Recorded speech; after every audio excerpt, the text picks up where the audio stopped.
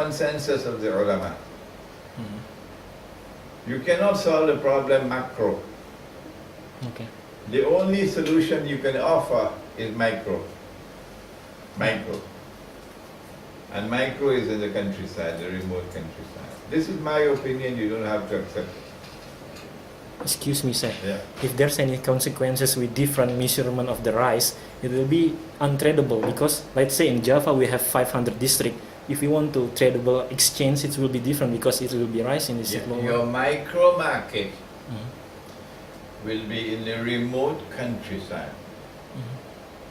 It will not be a market with 500,000 people. Okay. No. It will be a market of a small kampung. And in that small kampung, they will more likely than not be using all the same rice. In the event that there is a need to trade between one market and another, the traders will have to solve the problem of the value of this rice when compared with that rice. That's not your problem. The ones who buy and sell, they will solve those problems. You don't have to solve those problems for them. Yeah. Any more questions? Or shall we go and have a cup of hot tea? Yeah. Yes, sir. If we want to complete the application of all the regulation of our Quran, the world must be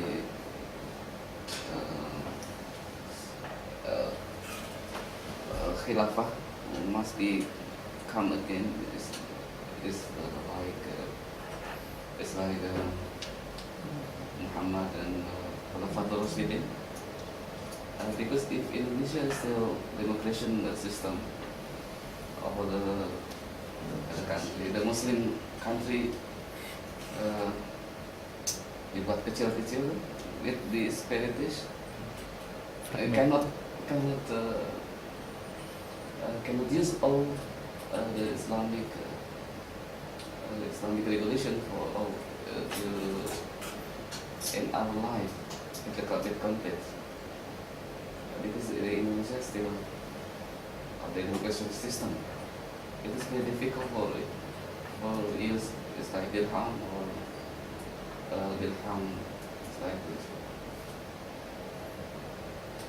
What you've done is to introduce the political analysis that is connected with the monetary analysis now. Yeah. Namely that your government system, your political system has an impact or relationship with your monetary system. And our political system, of course, is not secular democracy. Our political system is called the Khilafah. And while Indonesia, more than most other Muslim communities around the world, is longing for the restoration of Khilafah, Indonesia. The fact is that Khilafah cannot be restored so long as the Zionist Judeo-Christian Alliance hold power in the world. They won't allow it. But Khilafah is coming back, and it will come back, in my opinion, at the time of Imam al-Mahdi. And we probably have only another 20 to 30 years left to wait for it. In the meantime, I suggest that if you cannot restore Khilafah at the macro level, you restore Khilafah at the micro level. The micro level is the Jama'ah with an Amir. Even if the Jama'ah has 200 people, the 200 people will give the bay'ah to the Amir. There will be only one masjid, only one.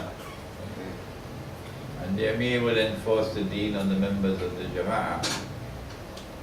The Amir will ensure that in this market you will only use dinar and dirham.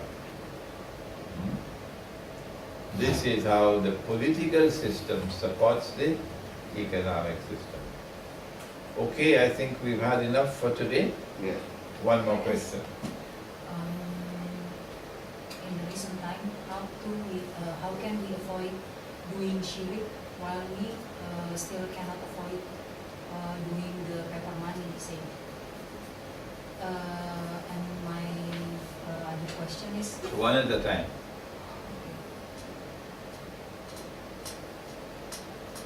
The best answer I can give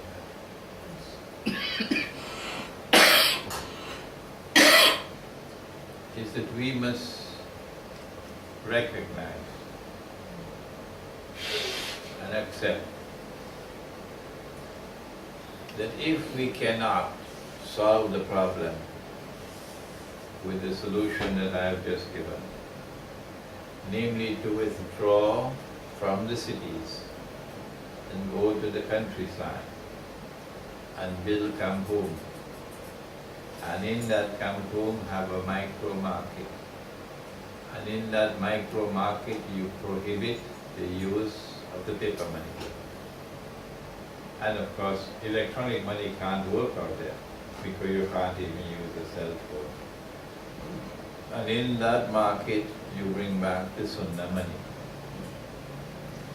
If that is not possible, then the only other road open to escape from shirk is the one given by the hadith. The Prophet said that the time will come when a man, in order to preserve his deen, will have to flee to the mountain sides where rain falls and take with him some sheep and goats. If we remain where we are, we remain in shirk. And if we die with the shirk, we go into the hellfire. So while still there is life, there is an opportunity. I should be over there rather than here. My choice is to be over there in the remote countryside, not here. I sacrifice that to go around the world to teach you. And in doing so, I take a risk that if I were to die while I am traveling, I go into hellfire. Yeah, because there is no forgiveness for sure. So I am taking this great risk knowingly, so that I can come and teach you. But as soon as I finish, you're not going to see me again, inshallah. As soon as I finish my travels, I want to head for the remote countryside. You won't be able to contact me by email. You won't be able to call me on the phone. But at least I won't be using the paper money. Okay? Is that the last question? That's enough? What is the time? Oh yeah, the next question. Comparing to dinar, which one better, dinar or pure gold?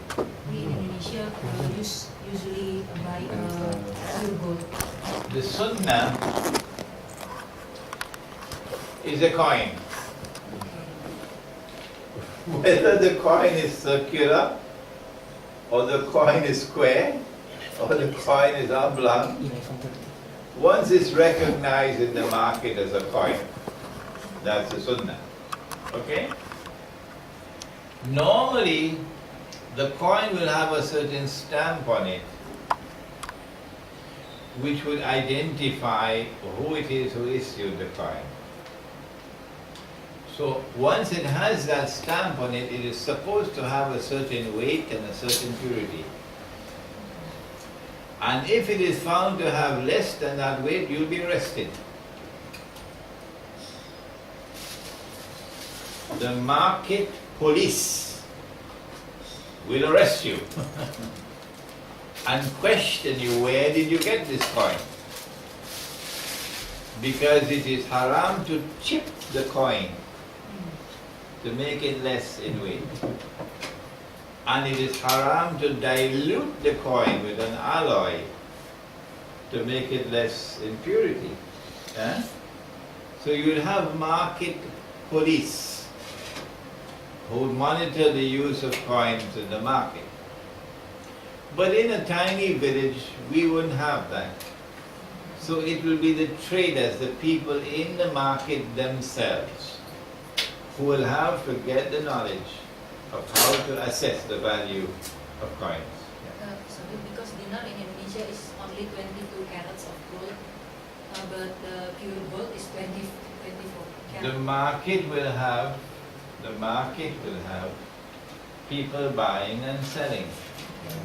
Those people who are buying and selling would know that this coin has this purity and that one has that purity.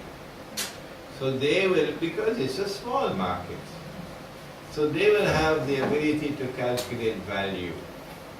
Okay? This is the value of this coin, this is the value of that coin. We don't have to do that. No. Thank you, sir. Okay, Jazakumullah khair. So I think we'll come to the end of today's program, and I invite Syeikh Imran to go for tea first with Mr. Roster. Tolong Okay. kasih teh ke Syeikh Imran di luar di tempat yang di atas. Berdua